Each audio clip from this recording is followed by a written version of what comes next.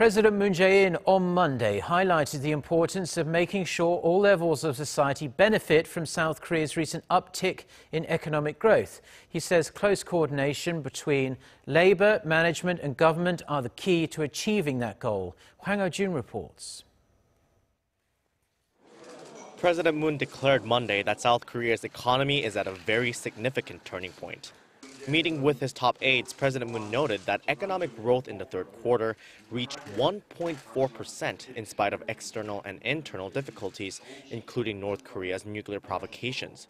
And that, he said, puts the government's goal of 3% growth for the year comfortably within reach. Notably, the figure of 3% was recently revised upwards by 0.4 of a percentage point from a previous estimate in July.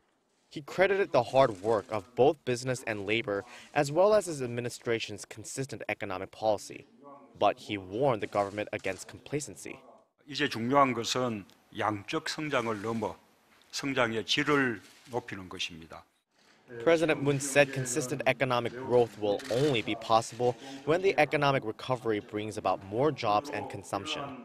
To make sure the fruits of the recovery are enjoyed by each and every economic player, President Moon asked his aides to do more and to confidently pursue growth policies based on raising incomes and innovation, with the goal of transforming the nation's contorted growth structure. The South Korean president also stressed that the government's efforts alone are not enough to achieve such a shift, and asked for dialogue and participation from labor and management as well.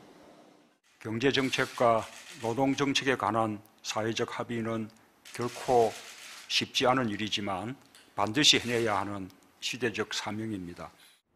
Also on Monday, President Moon once again emphasized that the nation and its economy will develop, corporations and the labor force will grow only when everyone is willing to yield, share each other's burdens, and seek to narrow the economic gap.